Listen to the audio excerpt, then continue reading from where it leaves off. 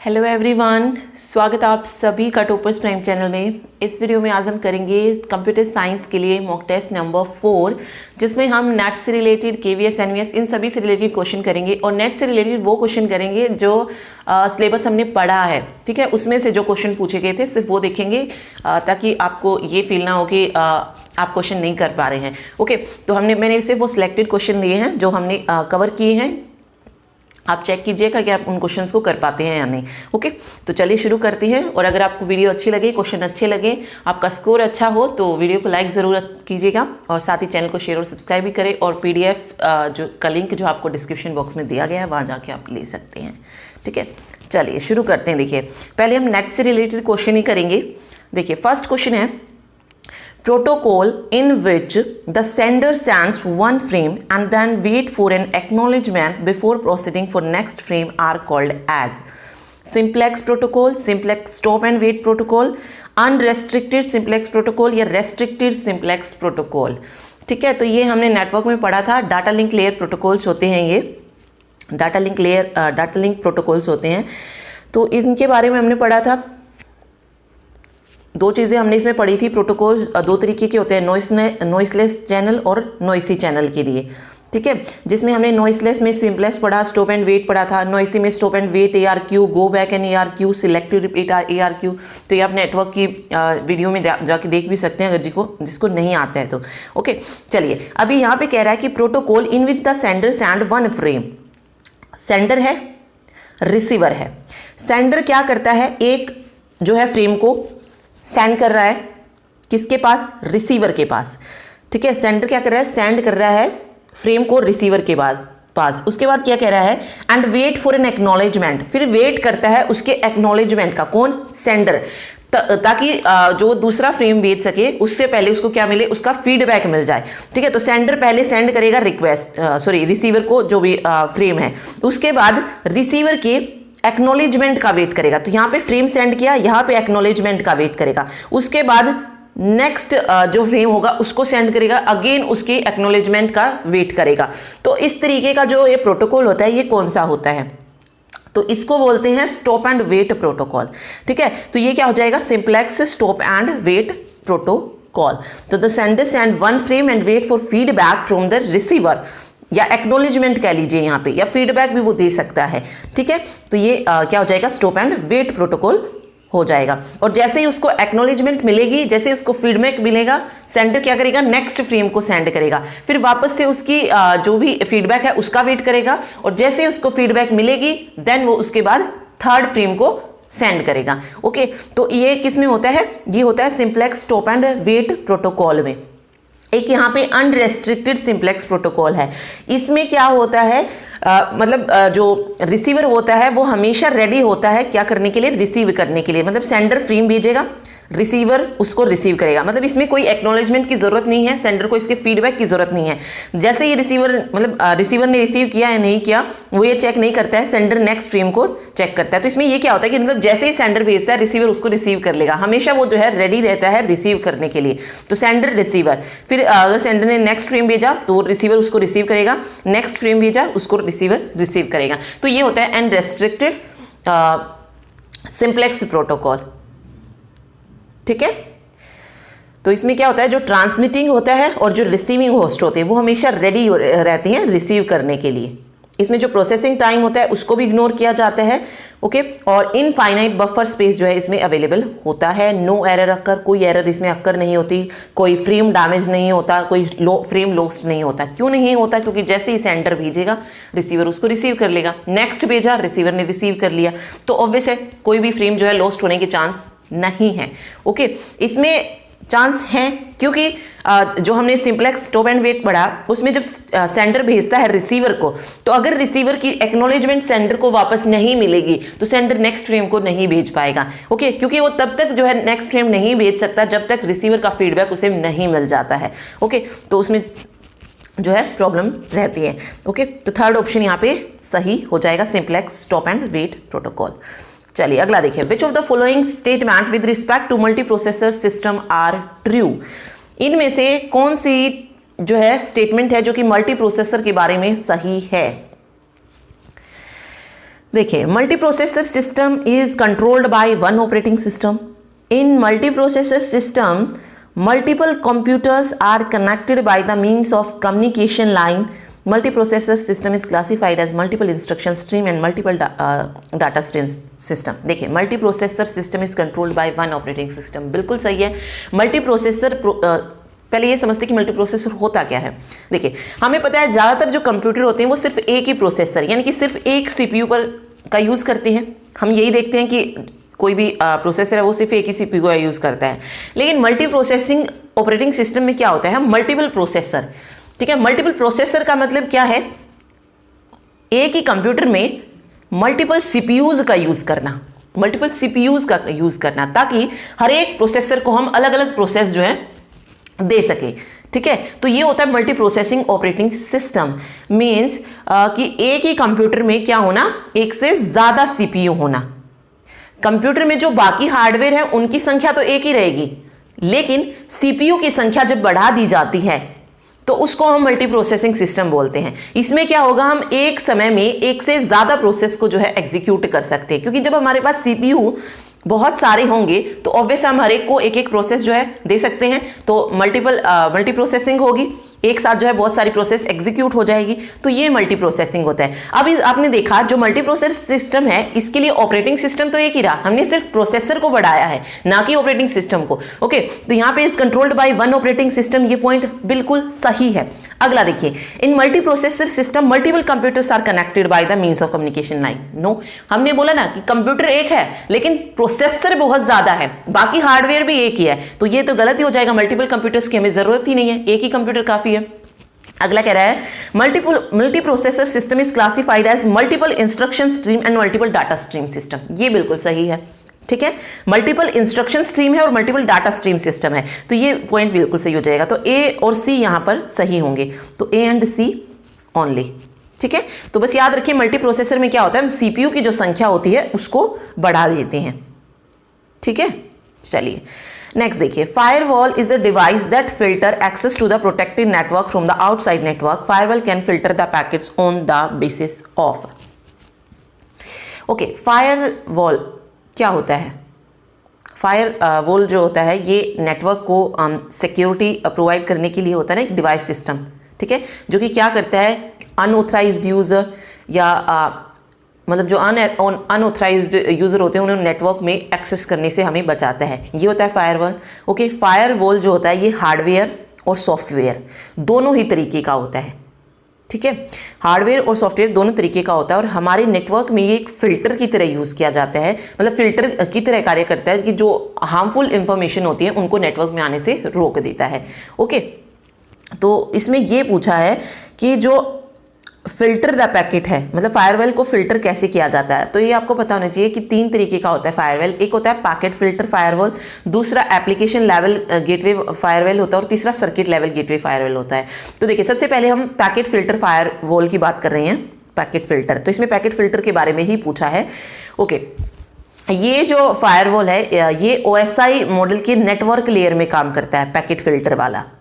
ठीक है, ये क्या करता है, जो फायरवॉल के अंदर जाने वाले हैं और बाहर आने वाले जो पैकेट्स होते हैं उनको एनालाइज करता है, और ये सिर्फ उन्हीं पैकेट्स को अपने अंदर से होने की मतलब अपने अंदर से जाने देता है या गुजरने देता है जो कि फायरवॉल पॉलिसी के अनुसार सही होते हैं।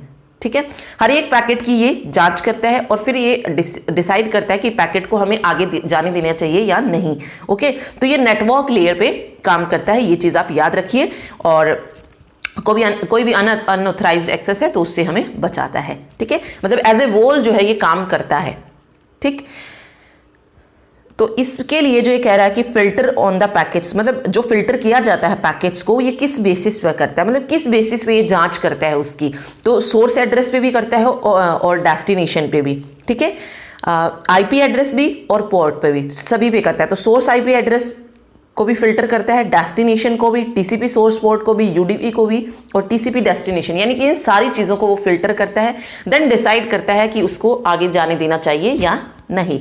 ओके, तो ABCDE एंड E ओनली, ये यहाँ पे करेक्ट हो जाएगा। ठीक है, इसके अलावा जो मैंने बोला आपको, दूसरा एप्लीकेशन लेवल गेटवे फायरवॉल होता है। ओके, ये इसे ना एप्लीकेशन प्रॉक्सी भी बोला जाता है, ठीक है। और ये फायरवॉल जो एप्लीकेशन होती है उसकी इंफॉर्मेशन के बेस पर पैकेट को अपने अंदर से गुजरने देता है, ठीक है। इसे किससे मिलती है? फायरवॉल एप्लीकेशन की जो भी इंफॉर्मेशन होती है उसके बेस पर जाने देता है, ठीक।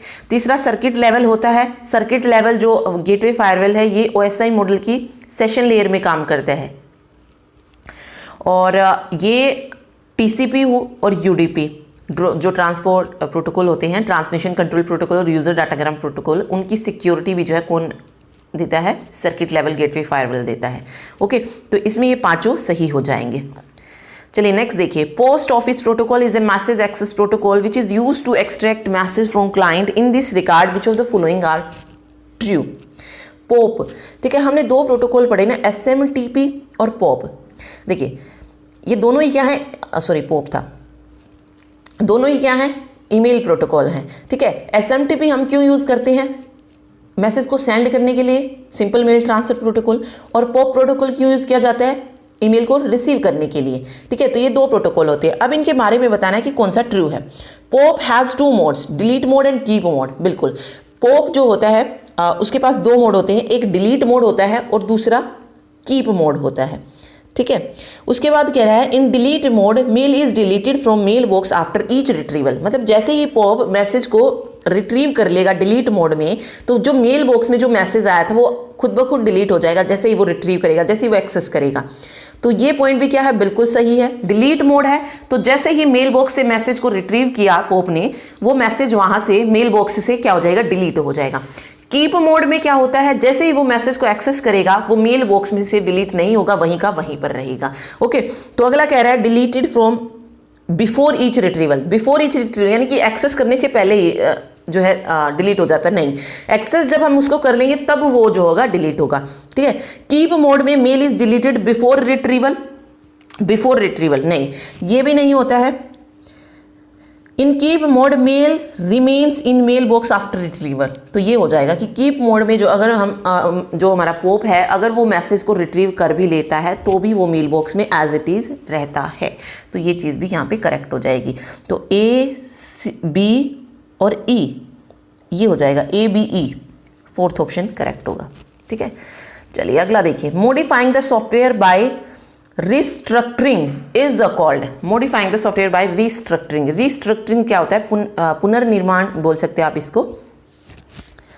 तो यहाँ पे बताना है कौन सा मेंटेनेंस है। सबसे पहले पता होना चाहिए कि सॉफ्टवेयर मेंटेनेंस होता क्या है, ठीक है। देखिए सॉफ्टवेयर मेंटेनेंस उस सॉफ्टवेयर को मॉडिफाई करने की प्रोसेस होती है जिसे हम कस्टमर को यूज़ करने के लिए दे देते हैं। मान लीजिए हमारा सॉफ्टवेयर तैयार हो गया तो हम क्या करेंगे? उसे सॉफ्टवेयर को दे देंगे, मतलब यूज़र को दे देंगे, मतलब जिसने भी उसको बनवाया था हम उसको जो है उसको दे देंगे कस्टमर को यूज़ करने के लिए, ठीक है। उसके बाद उसमें जो प्रॉब्लम्स आती हैं उसे हम मतलब जब हम उसको अपडेट करते हैं या कोई एरर आ गई है उसको ठीक करते हैं तो उसको सॉफ्टवेयर मेंटेनेंस बोला जाता है। पूरा होने के बाद जब हम उसको यूज़ करने के लिए देते हैं तब आता है सॉफ्टवेयर मेंटेनेंस का स्टेप। ओके, तो सॉफ्टवेयर मेंटेनेंस का मेन जो मोटिव होता है वो क्या होता है? सॉफ्टवेयर एप्लीकेशन की डिलीवरी के बाद उसमें मॉडिफाई और अपडेट करना, ठीक है। चाहे सॉफ्टवेयर के फॉल्ट को करेक्ट करके करें या उसकी परफॉर्मेंस को बेटर बनाएं, ये सब चीज़ें क्या होंगी? डिलीवरी के बाद जो चीज़ें होंगी उसको बोला जाएगा मेंटेनेंस, सॉफ्टवेयर मेंटेनेंस। अब सॉफ्टवेयर मेंटेनेंस भी अलग अलग तरीके का होता है, ठीक है। जैसे सबसे पहले आता है इसमें करेक्टिव मेंटेनेंस। करेक्टिव मेंटेनेंस में क्या होता है? जो बग्स होती हैं, जो एरर्स होती हैं उनको फिक्स किया जाता है जो कि यूज़र खोजता है। अब मान लीजिए यूज़र को हमने मतलब यूज़र को सॉफ्टवेयर मिल गया यूज़ करने के लिए, तो यूज़र ने उस सॉफ्टवेयर को यूज़ करके देखा, उसे जो जो प्रॉब्लम उसमें दिखाई दी, जो जो एरर उसने खोजी, ठीक है, उन प्रॉब्लम्स को जब ठीक करते हैं तो उसको करेक्टिव मेंटेनेंस बोलते हैं, ठीक है। यूज़र की डिमांड पे जो की जाती है, ओके, ताकि सॉफ्टवेयर की परफॉर्मेंस को और ज़्यादा बढ़ाया जा सके, ठीक है। ये तो हो गया करेक्टिव मेंटेनेंस। उसके बाद आता है अडेप्टिव मेंटेनेंस, ठीक है। कौन सा आता है? Adaptive maintenance. इसमें क्या होता है? इसमें क्या करते हैं अडेप्टिव मेंटेनेंस में? इसमें सॉफ्टवेयर को हम क्या करते हैं? अपडेट करते हैं और मॉडिफाई करते हैं। कब अपडेट और मॉडिफाई किया जाता है? जब हम सॉफ्टवेयर को किसी नए प्लेटफॉर्म या ऑपरेटिंग सिस्टम में रन करने की हमें ज़रूरत पड़ती है, ठीक है। ओके, मतलब एक ऑपरेटिंग सिस्टम में वो चल रहा है, अगर हम उसको किसी और ऑपरेटिंग सिस्टम में रन करना चाहते हैं, ठीक है, किसी और ऑपरेटिंग सिस्टम में रन करना चाहते हैं, तब उस वक्त जब मेंटेनेंस होती है उसको हम बोलते हैं अडेप्टिव मेंटेनेंस, ठीक, ये हो जाएगा। चलिए अब आता है परफेक्टिव मेंटेनेंस। परफेक्टिव मेंटेनेंस कब किया जाता है? इसमें सॉफ्टवेयर को लंबे समय तक यूज करने के लिए, लायक बनाने के लिए, जब हम सॉफ्टवेयर को अपडेट और मॉडिफाई करते हैं, ओके, और यूजर की कोई और न्यू फीचर जो उसमें ऐड करना चाहता है यूजर, उनको ऐड करते हैं ताकि रिलायबिलिटी और फंक्शनलिटी को बेटर बना सके, उसको परफेक्टिव मेंटेनेंस बोला जाता है। ठीक है, तो इसमें सॉफ्टवेयर को लंबा यूज करने के लिए। तो अभी तक हमने ऐसा कुछ नहीं पढ़ा कि जिसमें हम क्या कर रहे हैं, सॉफ्टवेयर को रिकंस्ट्रक्ट कर रहे हैं, दोबारा से उसका निर्माण कर रहे हैं। ठीक है, अब आता है प्रिवेंटिव मेंटेनेंस। इसमें क्या होता है, इसमें सॉफ्टवेयर को भविष्य में फेल होने के लिए, फ्यूचर में फेल होने से बचाने के लिए अपडेट और मॉडिफाई किया जाता है और उन प्रॉब्लम्स पर फोकस किया जाता है जो कि अभी प्रेजेंट में नहीं है। मतलब अब उसमें कोई प्रॉब्लम ही नहीं है, लेकिन हम उसको फिर भी मॉडिफाई कर रहे हैं ताकि हम फ्यूचर में उसको अच्छे से यूज कर सकें, फ्यूचर में उसमें कोई प्रॉब्लम ना हो। मींस हम क्या करें, पूरे सिस्टम को एनालाइज कर रहे हैं। इसमें हम जो है री इंजीनियरिंग, रिवर्स इंजीनियरिंग जिसे बोलते हैं, ओके, उनका कंसेप्ट यूज करते हैं। और रिवर्स इंजीनियरिंग होता ही क्या है, पूरे सिस्टम को एनालाइज करना, पुनर्निर्माण करना किस चीज का, ओके। तो ये प्रिवेंटिव मेंटेनेंस हो जाएगा। ठीक, तो अब यहां पे पूछा था modifying the software by restructuring, तो यहां पे क्या हो जाएगा, प्रिवेंटिव मेंटेनेंस। ठीक है, प्रिवेंटिव मेंटेनेंस यहां पे करेक्ट आंसर हो जाएगा। ओके, चलिए नेक्स्ट देखिए, the process of removing detail from A given state representation is called extraction, mining, selection या एब्स्ट्रैक्शन। तो ये भी हमने पढ़ा है, process of removing detail from A given state, यानी कि किसी उसकी जो प्रोसेस है उसको रिमूव, मतलब डिटेल्स को रिमूव कर देना क्या कहलाता है। ओके, वन बाय वन देखते हैं। सिलेक्शन पता है, किसी चीज को सिलेक्ट करना हो जाएगा, तो ये तो होगा नहीं। फिर आता है एक्सट्रैक्शन। एक्सट्रैक्शन क्या होता है, डाटा एक्सट्रैक्शन क्या होता है? Data extraction is the process of obtaining data from A database. ठीक है, मतलब डाटा को निकालना हो गया, तो ये भी रिमूविंग से रिलेटेड नहीं है, ये भी कट हो गया। फिर बात आती है डाटा माइनिंग की। डाटा माइनिंग क्या होता है? डाटा माइनिंग क्या होता है, डाटा माइनिंग कहते हैं आप ये कह सकते हो डाटा को छानना। ठीक है, डाटा को अगर हिंदी में बोले तो डाटा को छानना, मतलब कोई बहुत लार्ज डाटा है, उनमें से कोई डाटा निकालना, ठीक है, और उसको क्लासिफाई करना, वो क्या हो जाएगा, डाटा माइनिंग हो जाएगा। ठीक है, अब बचा एब्स्ट्रैक्शन। अभी तक हम तीन ऑप्शन पढ़े और हमने कहीं पर भी नहीं पढ़ा जहाँ पे हम डिटेल को रिमूव कर रहे हैं। अब आता है डाटा एब्स्ट्रैक्शन। ठीक है, डाटा एब्स्ट्रैक्शन क्या होता है, अगर हम कंप्यूटर की टर्म्स में बात करें तो मान लीजिए जब हम वर्ड प्रोसेस में कोई डॉक्यूमेंट टाइप करते हैं तो हम ये नहीं सोचते हैं उसमें कि जो हमने टाइप किया है उसको सीपीयू कैसे प्रोसेस करेगा, या सीपीयू मतलब या मेमोरी में वो किस तरीके से स्टोर होगा।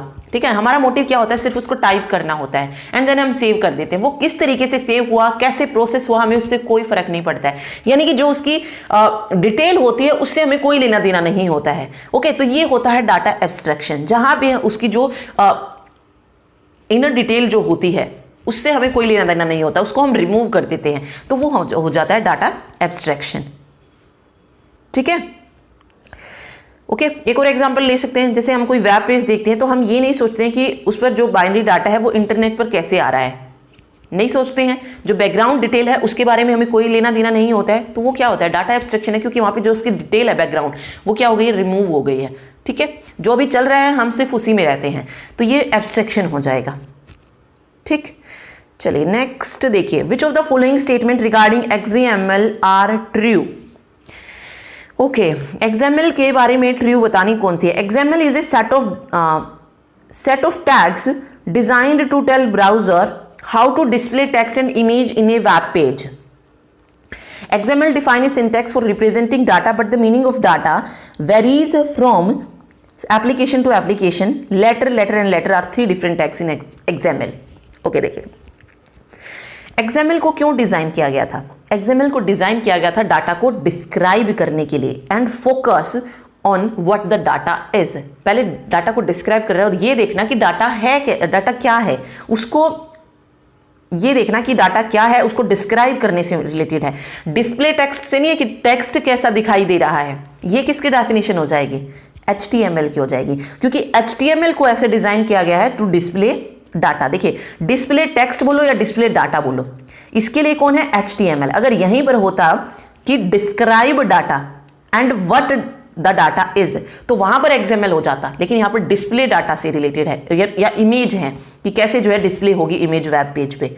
ओके, तो ये HTML की फॉर्म, HTML की डेफिनेशन हो जाएगी। HTML में क्या होता है, HTML was design to display data and focus on how data looks, कि वो डाटा किस तरीके का दिखेगा, उस पर फोकस किसका होता है, HTML का होता है। लेकिन जहां पर डिस्क्राइब की बात आएगी वहां पर XML हो जाएगा, तो ये गलत हो जाएगा यहाँ पे फर्स्ट पॉइंट। आगे कह रहा है XML define is syntax for representing data but the meaning of data varies from application to application. Okay, XML define करता है सिंटैक्स फॉर रिप्रेजेंटिंग, मतलब डाटा को रिप्रेजेंट करने के लिए XML सिंटैक्स देता है, और meaning of data varies from application to application, ये भी पॉइंट बिल्कुल सही है। तो फर्स्ट पॉइंट मतलब ये वाला सही हो जाएगा। आगे कह रहा है letter, letter and letter are 3 different tags in XML, तो ये मैंने बताया भी था आपको। ओके, तो ये बिल्कुल सही है। लेटर, लेटर एंड लेटर मतलब तीनों ही जो हैं क्या हैं, अलग अलग हैं, ठीक है। 3 डिफरेंट टैग्स हैं XML में, तो राइट आंसर जो हो जाएगा यहाँ पे हो जाएगा B and C only, third option, ठीक है। ओके, चलिए मैच करना है अब इनको। Hand shaking, programmed IO, interrupt initiated IO और IO प्रोसेसर। इसमें से जो सबसे इजी है सबसे पहले वो करते हैं। देखिए IO प्रोसेसर बहुत इजी है। IO प्रोसेसर क्या होता है, लोकल मेमोरी होती है और कंट्रोल करता है large set of IO devices. IO processor यही हो जाएगा। IO प्रोसेसर यानी कि इनपुट आउटपुट प्रोसेसर, ठीक है। अब प्रोसेसर है तो लोकल मेमोरी भी होगी एंड कंट्रोल करेगा large set of IO devices. तो डी का थर्ड देखिए, एक ही ऑप्शन में दिया है तो वही राइट आंसर हो जाएगा, ठीक है। ए का सेकंड हो जाएगा। हैंड शेकिंग क्या होती है, required to control signal working in opposite direction. देखिए हैंड शेक रियल वर्ल्ड में अगर हम बात करें तो कस्टमरी ग्रीटिंग होता है जो दो लोगों के बीच में होता है, ओके, वही होता है हैंडशेक। लेकिन कंप्यूटर की टर्म में क्या होता है, ये दो होस्ट के नेटवर्क कनेक्शन को इनिशियलाइज करने के लिए होता है, ठीक है। To control working in a opposite direction, तो हैंड शेकिंग ये हो जाएगा, required to control signal working in a opposite direction, ठीक है। चलिए अब आता है प्रोग्राम्ड IO। प्रोग्राम्ड IO क्या होता है, require CPU to check the IO flag and perform transfer.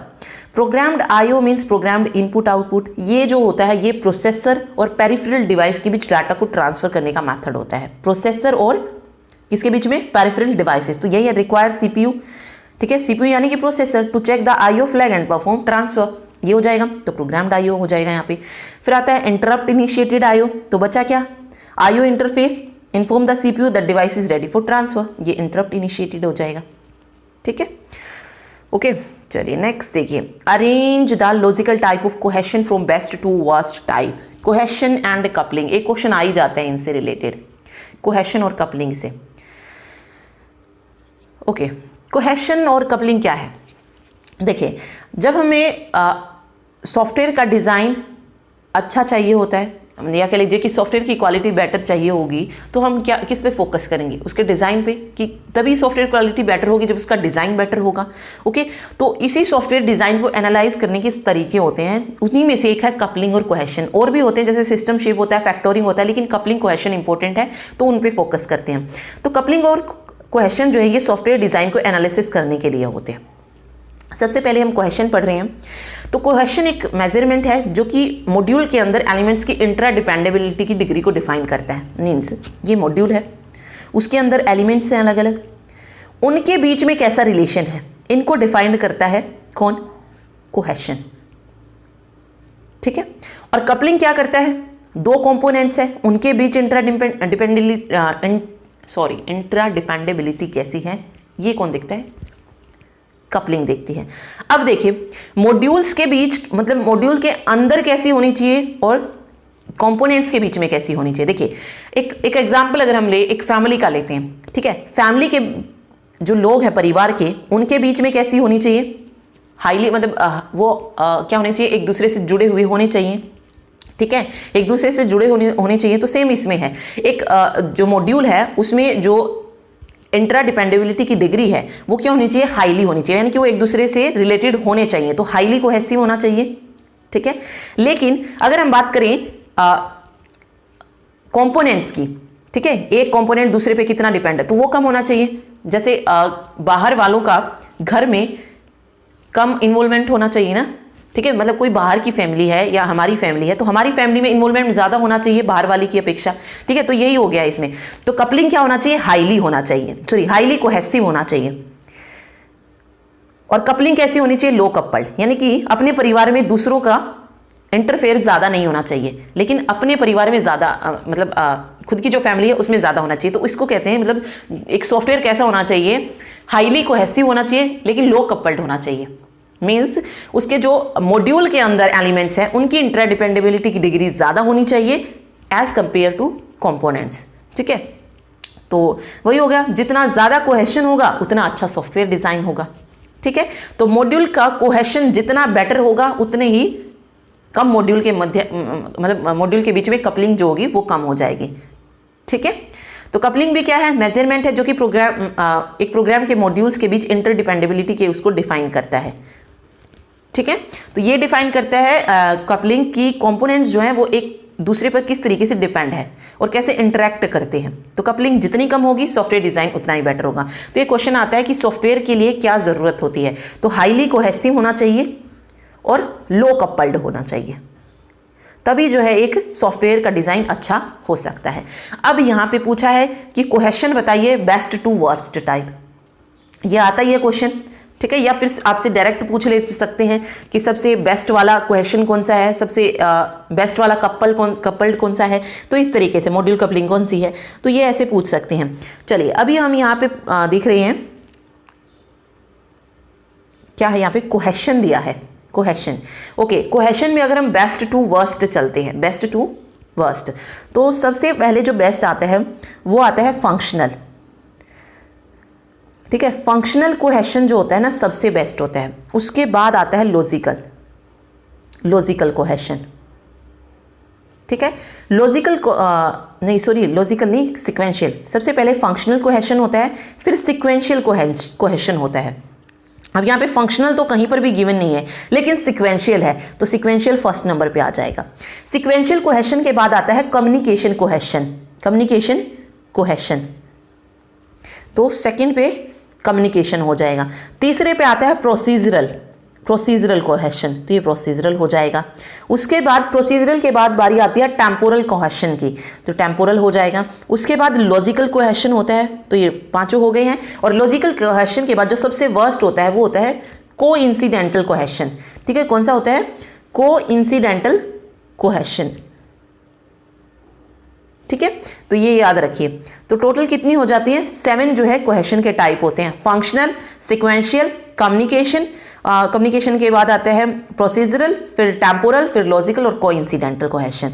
तो एक तो जैसे ये अभी नेट का पेपर था तो इसमें जो है बहुत सारी दे दी है, लेकिन ज़्यादातर क्वेश्चन जैसे अभी DSSB में अगर पूछा जाए तो वो पूछ सकता है आपसे कि बेस्ट कोहेशन कौन सा है, वर्स्ट कोहेशन कौन सा है। ओके, तो सारे आपको पता होने चाहिए। और ऐसे भी आ सकता है, चांसेस हैं कि इस तरीके से भी पूछ लिया जाए।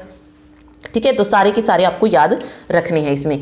ऐसे ही कपल्ड के भी टाइप होते हैं, बेस्ट टू वर्स्ट। ठीक है, तो देखिए सबसे बेस्ट अगर हम देखें तो कौन सा होता है, नो डायरेक्ट कपलिंग होता है। नो डायरेक्ट कपलिंग जो है क्या होता है, बेस्ट कपलिंग होती है, नो डायरेक्ट कपलिंग। और सबसे वर्स्ट होती है कंटेंट कपलिंग। इसमें भी 7 टाइप की कपलिंग होती है।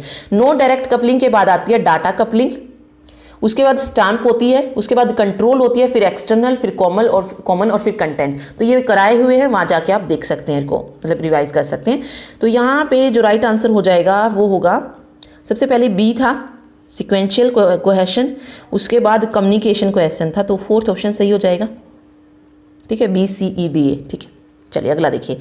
Software reliability is described with respect to, software reliability को हम डिस्क्राइब करते हैं किसकी रिस्पेक्ट में, तो execution time, calendar time, clock time. Software reliability describe होती है एग्जीक्यूशन में, मतलब रिलायबिलिटी कैसे चेक करेंगे, मतलब एग्जीक्यूशन टाइम बेटर हो, कैलेंडर टाइम और क्लॉक टाइम, तीनों ही ज़रूरत होती है। तो A, B and C तीनों। ठीक है, चलिए आगे देखिए। ER सिंबल को मैच करना है, ER मॉडल हमने पढ़ा है। ठीक है, सबसे पहले ये वाली चीज़ देखते हैं, ये वाली चीज़ क्या है। देखिए अगर सिंपल मैंने इस तरीके से रेक्टेंगल बनाया तो इसको बोलते हैं हम एंटिटी, और अगर इसी को मैंने डबल कर दिया तो ये हो जाता है वीक एंटिटी। क्या बन जाएगा ये, वीक एंटिटी। तो यहाँ भी क्या आ जाएगा, वीक एंटिटी टाइप जो है करेक्ट हो जाएगा। ठीक है, चलिए नेक्स्ट देखते हैं। नेक्स्ट में दिखा रहा है कुछ इस तरीके से, ये वाली चीज़ क्या होती है। देखिए अगर मैं सिंपल लिखती हूँ इस तरीके से तो ये हो जाता है एट्रीब्यूट। क्या हो जाता है, एट्रीब्यूट। अगर इसी को मैं एलिप्स में मैं कुछ इस तरीके से लाइन लगा देती हूँ तो ये हो जाता है की एट्रीब्यूट टाइप। क्या हो जाएगा, की एट्रीब्यूट, तो ये की एट्रीब्यूट हो जाएगा। अब यहाँ पर सिंगल सिंगल एलिप्स थे, देखिए सिंगल एलिप्स था तो एट्रीब्यूट था, अगर इसी एलिप्स को मैं डबल कर दूँ तो ये क्या हो जाएगा, मल्टी वैल्यूड एट्रीब्यूट हो जाएगा। क्या हो जाएगा, मल्टी वैल्यूड, तो ये मल्टी वैल्यूड हो जाएगा। और ये आप देख रहे हैं, तो ये क्या है, total participation of entity in a relation, ये रिलेशन दिखाई गई है। ठीक है, क्यों, क्योंकि ये देखिए ये वाले क्या है, एंटिटी है, और ये क्या है, ये रिलेशन शो कर रहा है, ये क्या कर रहा है, रिलेशन शो कर रहा है।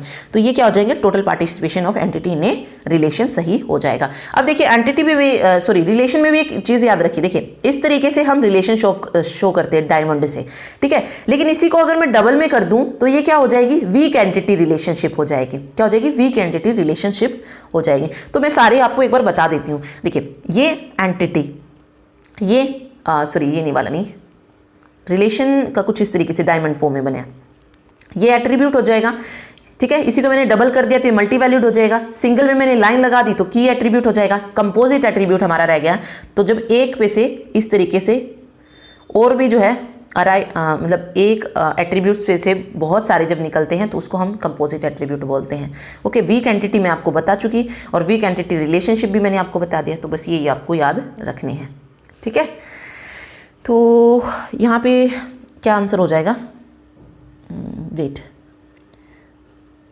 ए का जो है वो बनेगा वीक एंटिटी, तो ए का सेकंड मिलेगा और बी का फर्स्ट मिलेगा। ओके, सेकंड ऑप्शन जो है नहीं, बी का फोर्थ होना चाहिए, हाँ बी का फोर्थ, वेट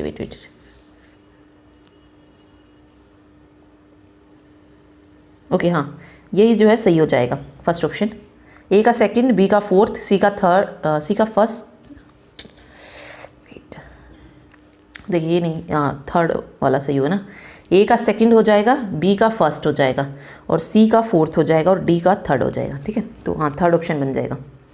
आगे देखिए, इन HTML map tag is used for, HTML में मैप टैग क्यों यूज किया जाता है। देखिए HTML में हम मैप टैग का यूज करते हैं तो डिफाइन एन इमेज मैप, ठीक है, इमेज मैप को डिफाइन करने के लिए। एन इमेज मैप क्या होता है, इमेज विद क्लिकेबल एरियाज, मतलब एक इस तरीके से हम डिफाइन करते हो, जैसे ही हम क्लिक करें इमेज जो है आ जाए। ओके, तो वो कुछ इस तरीके से, ये क्लिकेबल, मान लीजिए ये कुछ मैंने इस तरीके से सिलेक्ट किया और यहाँ पर एक क्लिकेबल एरिया जो है बना दिया, ये इमेज है, यहाँ पे क्या है, क्लिकेबल एरिया है, तो इसके लिए हम यूज़ करते हैं मैप टैग का, इसका यूज़ करते हैं मैप टैग का। तो ये दिखाता है हमें defining clickable region in an image, second option. ठीक है, नेक्स्ट देखिए, मैच करना है लिस्ट को, किस लेयर पे कौन सा यूज़ करते हैं। तो सबसे इजी देखिए यहाँ पे कौन सा है, यूडीपी, हमने पढ़ा हुआ है। यूडीपी कहाँ पे यूज़ करते हैं, ट्रांसपोर्ट लेयर पे, दो ही होते हैं ना, यूडीपी और टीसीपी, यूजर डाटाग्राम प्रोटोकॉल। और कैसा होता है, ये कनेक्शन लेस होता है, और टीसीपी कैसा होता है, कनेक्शन ओरिएंटेड प्रोटोकॉल होता है और रिलायबल होता है। ठीक है, एसएनएमपी, एक एसएमटीपी है ना, सिंपल मेल ट्रांसफर प्रोटोकॉल, और एसएनएमपी, ये दोनों ही कहाँ पे यूज़ होते हैं, एप्लीकेशन लेयर पे, यूजर के लिए होते हैं ना ये, तो एप्लीकेशन लेयर हो जाएगा। ठीक है, फिर बचा यहाँ पे सीरियल लाइन, आईपी आ गया तो ऑब्वियसली नेटवर्क पे चला जाएगा। अब बचा क्या, बीजीपी, तो डाटा लिंक। अगर आपको बीजीपी नहीं पता है, बाकी तीन तो आपने पढ़े हुए हैं। ओके, वैसे बॉर्डर गेटवे प्रोटोकॉल भी कराया है मैंने कि हाँ ये इस लेयर पे काम करते हैं, तो चारों ही जो है पढ़े हुए हैं। तो राइट आंसर क्या हो जाएगा यहाँ पे, ए का थर्ड बन रहा है, तो ए का थर्ड यहाँ पे दो ऑप्शन में है, और बी का जा रहा है, नहीं ए का फोर्थ, सीरियल लाइन आईपी है ना, आईपी, ए का फोर, नहीं वेट ओके, वेट ए सेकेंड, स्लिप जो होता है ये यूज़ किया जाता है डाटा लिंक लेयर पे। ठीक है, data link layer pay slip हो गया, पीपीपी हो गया, FDDI हो गई, ठीक है, इथरनेट हो गया, ये सारे डाटा लिंक पे होते हैं। और बीजीपी जो होता है, बीजीपी, ICMP, IGMP, ये नेटवर्क लेयर पे हो जाएंगे। तो यूडीपी हो जाएगा ट्रांसपोर्ट पे और ये एप्लीकेशन लेयर पे। तो यहाँ पे जो करेक्ट आंसर होगा वो होगा सेकंड ऑप्शन। ठीक है, ये याद रखिए। ओके, वैसे सभी का मैं एक बार बता देती हूँ आपको। जैसे सबसे पहले आता है एप्लीकेशन लेयर। तो एप्लीकेशन लेयर पे कौन कौन से यूज़ होते हैं? HTTP hypertext transfer protocol, FTP file transfer protocol, ठीक है। इसके अलावा DNS यूज़ होता है, SNMP, SMTP, ये सब जो है एप्लीकेशन लेयर पे। प्रेजेंटेशन लेयर पे FTP, IMAP ये यूज़ होता है। सेशन लेयर पे सॉकेट पूछा जाता है ना, सॉकेट किस लेयर पे यूज़ करते हैं, ये भी इंपॉर्टेंट क्वेश्चन है, तो ये सेशन लेयर पे यूज़ किया जाता है। TCP, UDP, SCTP, DCCP, ECN ये ट्रांसपोर्ट लेयर पे यूज़ होते हैं। नेटवर्क लेयर पे IP, IPSCC, ICMP, IGMP, BGP ये सब नेटवर्क पे। डाटा लिंक लेयर पे SLIP, PPP और FDI। फिजिकल लेयर पे कोएक्सियल, फाइबर, वायरलेस ये उस पर जाते हैं, ठीक है। चलिए अगला देखिए। आगे ये मैच करनी है लिस्ट, हमें करेक्ट आंसर बताना है यहाँ से क्या निकलेगा।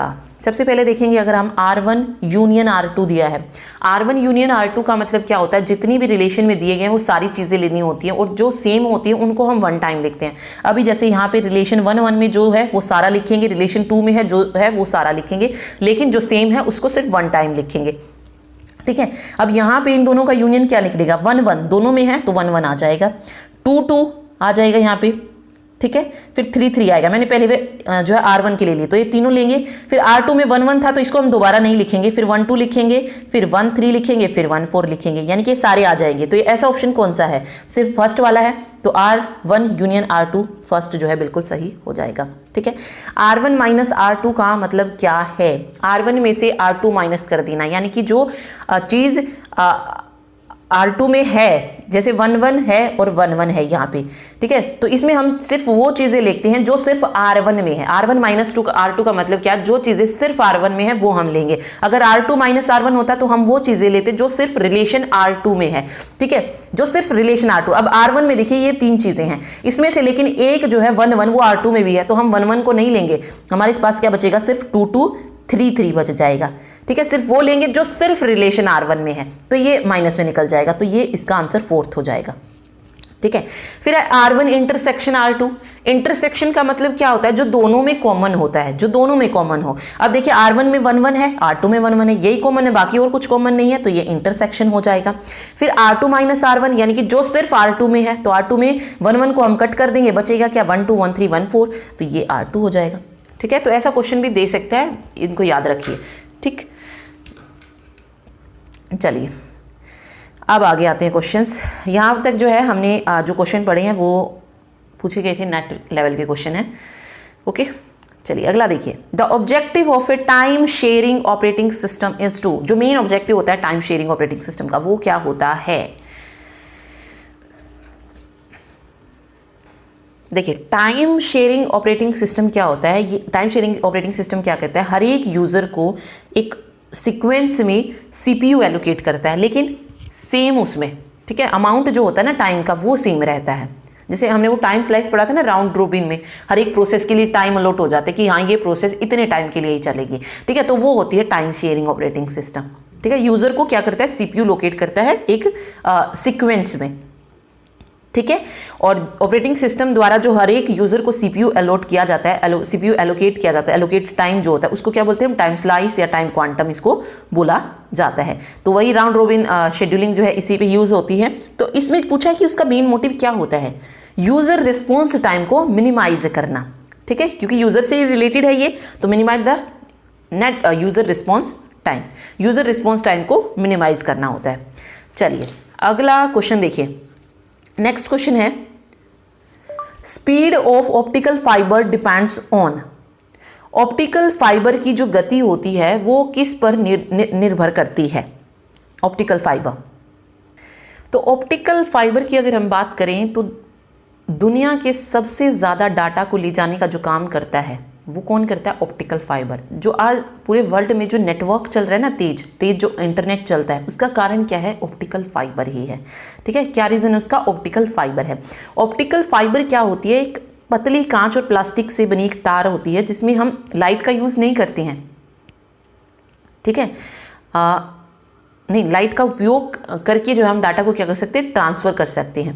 और ये किस पर बेस्ड होती है? टोटल इंटरनल रिफ्लेक्शन पर जो है ये बेस्ड होती है, यानी कि जो पूर्ण आंतरिक परिवर्तन का जो सिद्धांत होता है उस पर जो है यूज़ होते हैं। इसमें हम वैसी बिजली का यूज़ नहीं करते हैं, इसमें हम जो प्रकाश की किरणें होती है ना उनका यूज़ करते हैं।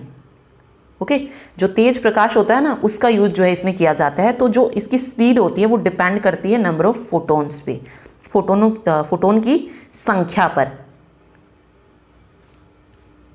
ठीक है, चलिए अगला देखिए।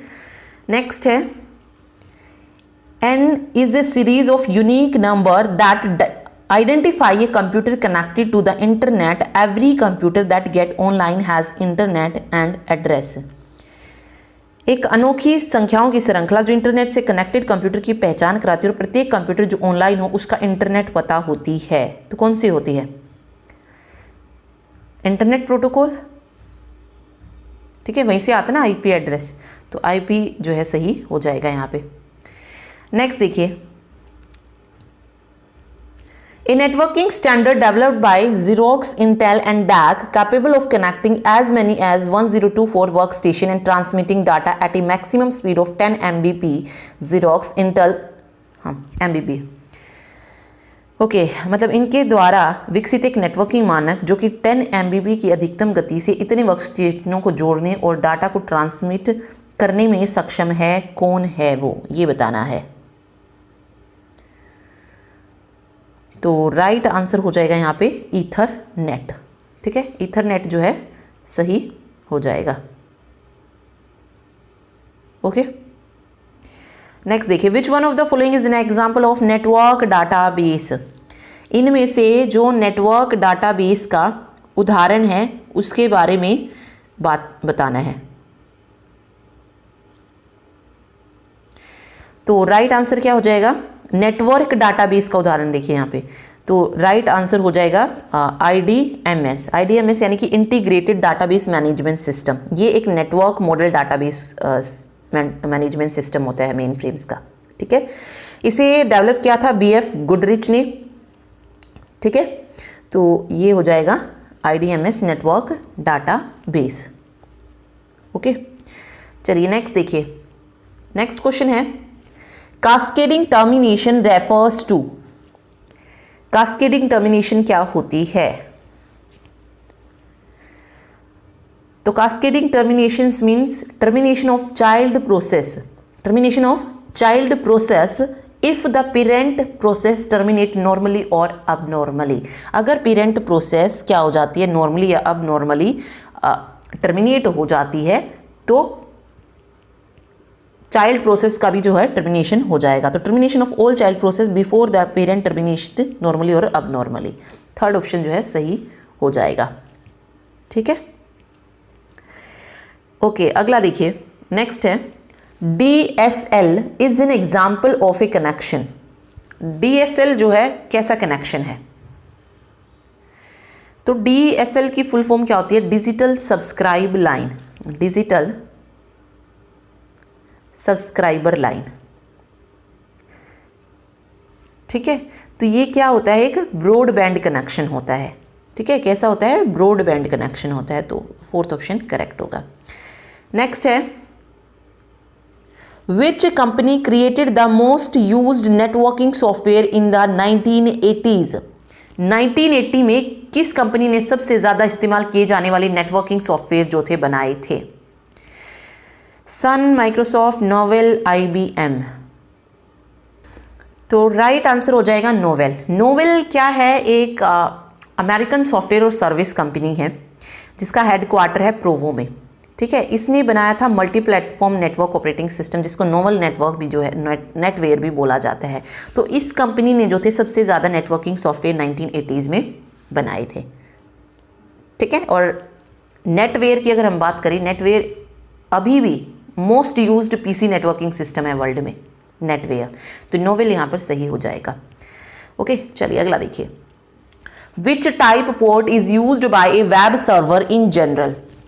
देखिए, हर एक का कोई ना कोई पोर्ट होता है, पोर्ट नंबर होता है। तो यहाँ पे हमें बताना है वेब सर्वर का जो है पोर्ट नंबर क्या है। 80, 21, 25, 23। तो देखिए सबसे पहले यहाँ पे 80 दिया गया है, तो 80 जो होता है ये HTTP का होता है, हाइपर टेक्स्ट ट्रांसफर प्रोटोकॉल का, तो ये वेब पेजेस का ही हो जाएगा, तो वेब सर्वर का यही हो जाएगा। 21 की अगर मैं बात करूँ तो FTP हमने दो तरीके का पढ़ा है, कंट्रोल में और FTP डाटा, ठीक है। तो ये 21 जो होता है ये FTP कंट्रोल का होता है, और जो डाटा का होता है वो होता है 20, ठीक है। फिर 25 है तो ये पोर्ट नंबर होता है SMTP का, और 23 भी है तो 23 होता है टेलनेट का, ठीक है। इसके अलावा और किसका पता होना चाहिए आपको, DNS का, डोमेन नेम सिस्टम का पूछा जाता है तो 53 होता है।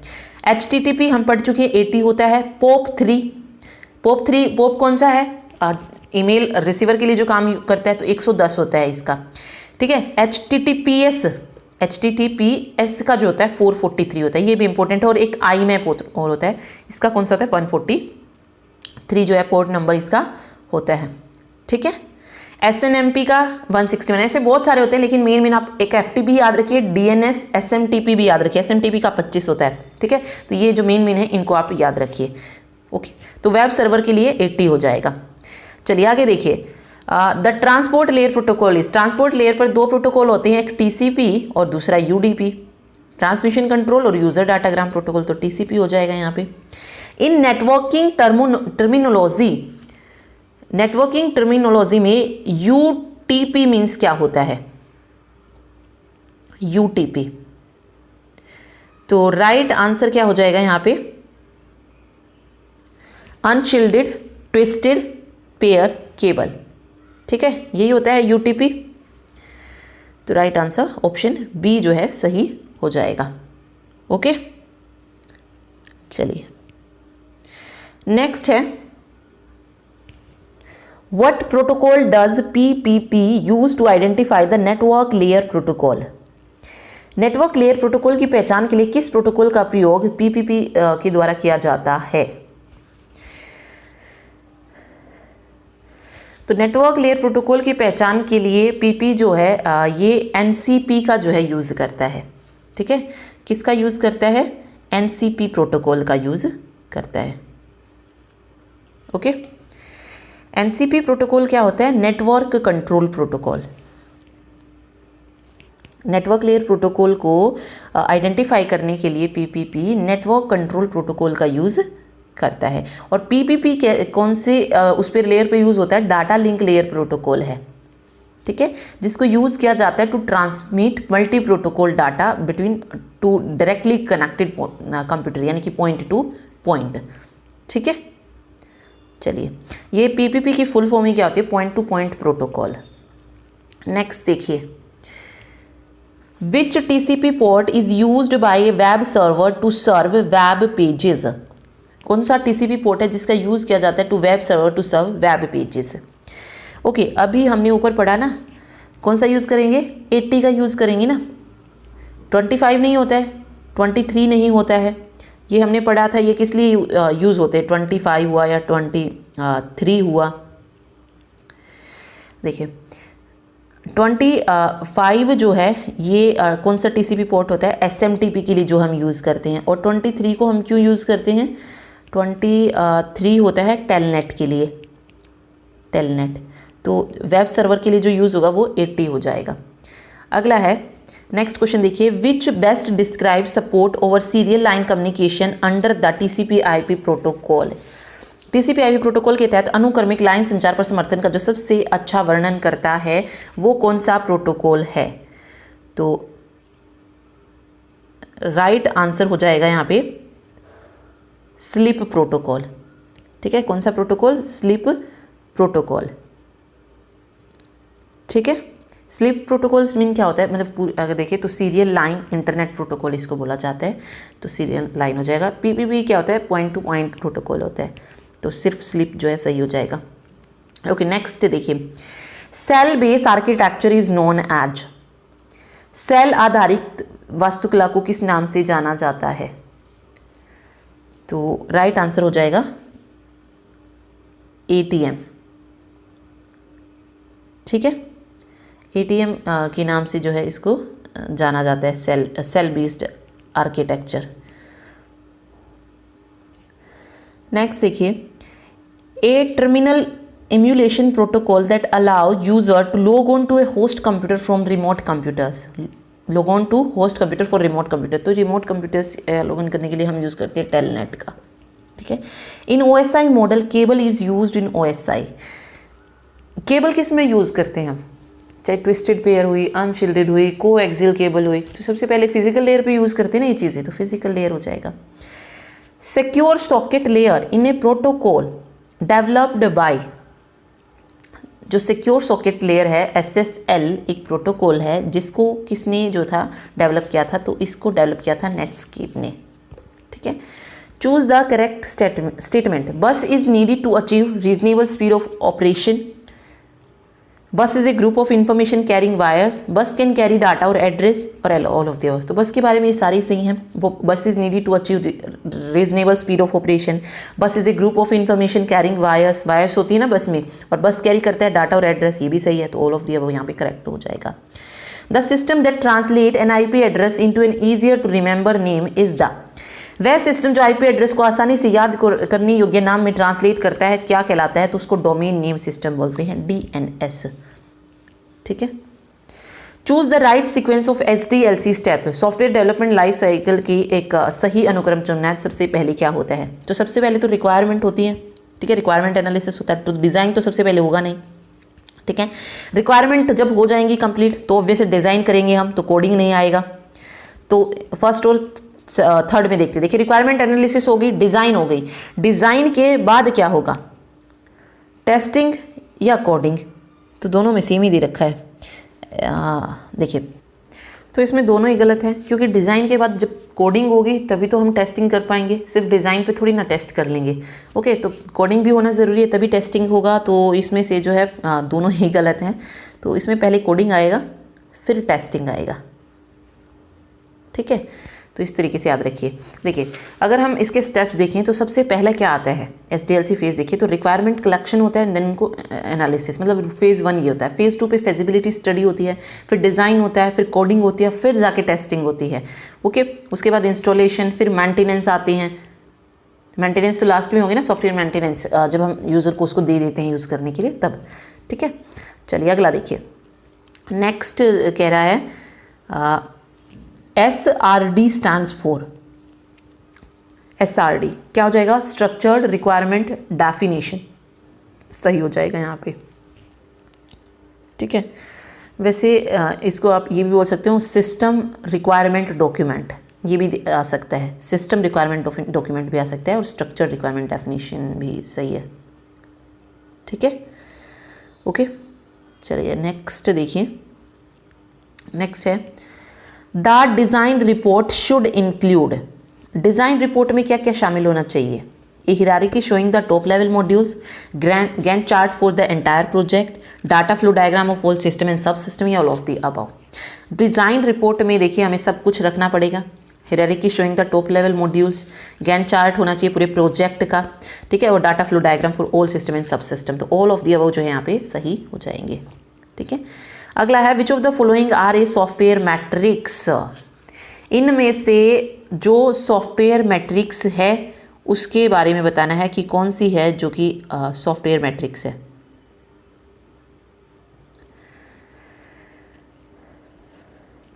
तो यहाँ पे राइट आंसर हो जाएगा साइज ओरिएंटेड, फंक्शन ओरिएंटेड और एक्सपेंडेड फंक्शन पॉइंट. ये तीनों ही क्या है, सॉफ्टवेयर मैट्रिक्स हैं. तो ऑल ऑफ द अबव जो है यहाँ पे करेक्ट होगा. ओके, ये चीज़ याद रखिए इसमें. चलिए आगे देखिए. व्हाट इज़ द शॉर्ट की for insertion of a new slide in MS power point. हमें क्या करना है, न्यू पावर पॉइंट को ऐड करना है. तो कौन सी है जिसको हम इसमें यूज़ करेंगे, तो कौन सी शॉर्टकट हो जाएगी, Ctrl+M. किसको हम ऐड कर रहे हैं, न्यू, उसको न्यू स्लाइड को, ठीक है, ब्लैंक स्लाइड. मान लीजिए करंटली हम किसी एक पे काम कर रहे हैं, उसके बाद मैं नेक्स्ट स्लाइड को ऐड करना चाहती हूँ, तो मैं क्या करूँगी, Ctrl+M को प्रेस करूँगी to insert a blank slide, ठीक है, या न्यू स्लाइड कह लीजिए, ब्लैंक स्लाइड कह लीजिए. तो Ctrl+M जो है सही हो जाएगा, ठीक. चलिए अगला देखिए. Which of the following view is good to use when you want to delete, copy, paste और मूव योर स्लाइड. ओके, इनमें से कौन सा है जो कि बेटर है अगर मैं कुछ भी इसमें से करना चाहती हूँ तो कौन सा हो जाएगा? Slide sorter view. क्यों हो जाएगा बेटर? ये देखिए, स्लाइड शो में क्या होगा, आपको एक एक स्लाइड जो है चलती जाएगी, ठीक है। लेकिन स्लाइड शॉर्टर में क्या होगा, जितनी भी स्लाइड्स होंगी वो एकदम से आपकी विंडो पे इस तरीके से सारी शो हो जाएंगी। बताया हुआ है मैंने पहले ही आपको, मतलब मान लीजिए आपने 10 स्लाइड्स बनाई, ठीक है। अगर आप इस तरीके से रखते हैं कि आपको 1 बाय 1 दिखाई दे तो आपको सारी कंप्लीट नहीं दिखाई देंगी, आपको आगे करके मतलब उनको फाइंड आउट करना पड़ेगा स्क्रॉल करके, ठीक है। लेकिन स्लाइड सॉर्टर व्यू में क्या होता है, जितनी भी स्लाइड्स आपने बनाई है वो सारी की सारी आपको स्क्रीन पर दिखाई दे जाएंगी। आपको उसमें से कोई डिलीट करनी है, उसमें कोई ऐड करना है, कॉपी करना है, पेस्ट करना है, एक स्लाइड से दूसरी स्लाइड्स में मूव करना है, तो वो आप इजीली कर सकते हैं किसमें? स्लाइड सॉर्टर में, ठीक है। चलिए अगला देखिए, for which purpose shortcut key n is used during the slideshow in MS PowerPoint। n का जो यूज है, शॉर्टकट की n जो हम यूज करते हैं, ये क्यों यूज करते हैं?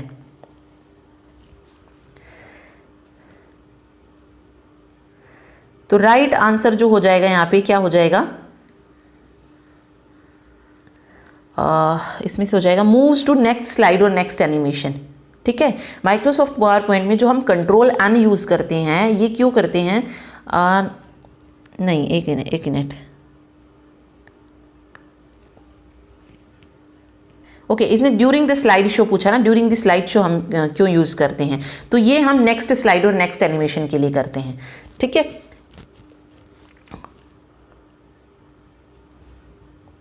और अगर हम देखें तो कंट्रोल n हम क्यों यूज़ करते हैं? कोई मतलब अलग, जैसे एक पावर पॉइंट ओपन है और जैसे ही मैंने एक कंट्रोल प्लस n किया तो मैं क्या कर सकती हूँ, जो अलग पेज होगा, मतलब अलग स्लाइड्स होंगी, वो जो है ओपन हो जाएंगी, या न्यू ब्लैंक स्लाइड आप कह सकते हैं, but in another power point, उसी पावर पॉइंट में नहीं जो ऑलरेडी ओपन है, किसी दूसरे में हम ओपन कर पाएंगे, ठीक है। तो उसमें भी यूज़ हो जाएगा। चलिए आगे देखिए, नेक्स्ट है which command is use to start a slide show. आप स्लाइड शो को शुरू करना चाहते हैं तो कौन सी जो है कमांड यूज़ करेंगे? तो ऑब्वियस स्लाइड शो का। स्लाइड शो शुरू करने के लिए हम स्लाइड शो का यूज़ करेंगे, एडिट फाइल और टूल्स का नहीं करेंगे, ठीक है। ओके, चलिए नेक्स्ट देखिए,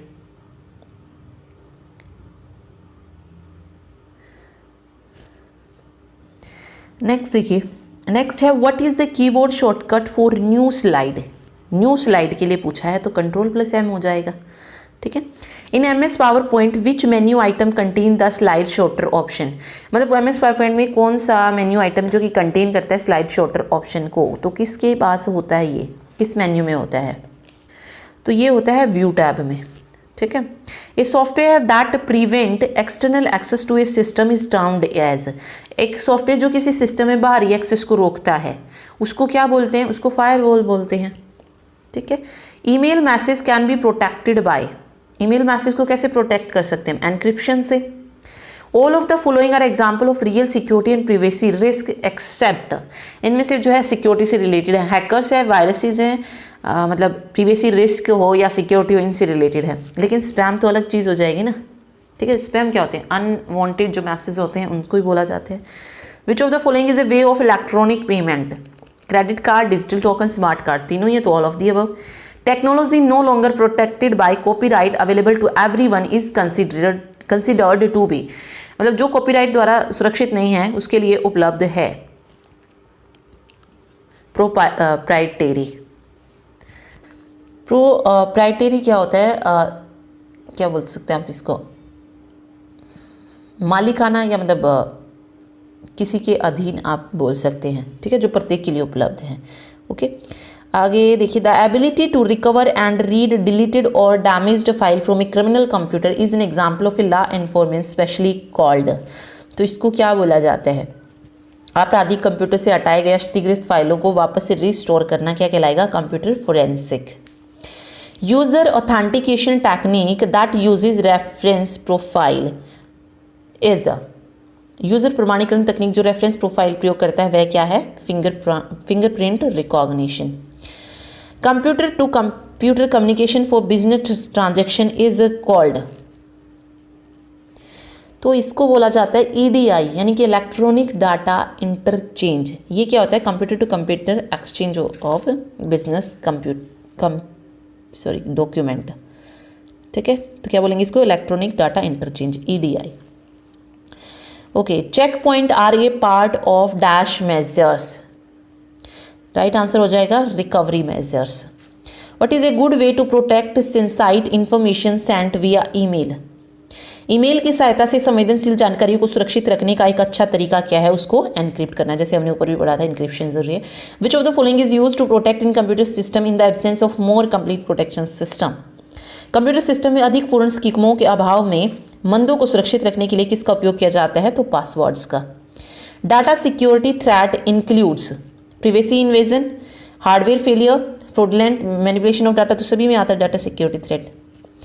इन computer science data hazard occur when, data hazards कब अकर होता है, when pipeline change the order of read write access to operands. ठीक है, रीड राइट एक्सेस का क्रम जब ऑपरेंड्स के लिए बदल दिया जाता है तो डाटा हैजर्ड्स अकर होता है। Okay, dash is a type of software that provide control, monitoring and data manipulation of engineering products and system, तो किस प्रकार का सॉफ्टवेयर अभी आंतरिक उत्पादों और तंत्रों पर नियंत्रण, निगरानी और आकलन प्रदान करता है, तो इसको बोलते हैं फर्मवेयर। ठीक है, which of the following category of viruses does not replicate them self, virus की श्रेणी से कौन सा स्वयं को नहीं दोहराता है, तो वो है Trojan horse's. Which of the following is not a valid category of computer virus, Trojan, macro virus, memory residential virus, तो ये होते हैं इंटरप्ट नहीं होता है, तो फोर्थ ऑप्शन करेक्ट हो जाएगा। ओके, तो ये थे क्वेश्चंस। तो इसमें हमने जो टोटल 60 क्वेश्चन किए हैं, आप अपना स्कोर चेक कर लीजिएगा कि कितने क्वेश्चन आप सही कर पाएँ। देखिए बेशक 60 किए हैं, लेकिन 60 से ज़्यादा ही जो है हमने इन्फॉर्मेशन ली है। ओके, तो मिलते हैं नेक्स्ट मॉक टेस्ट के साथ। Thank you so much.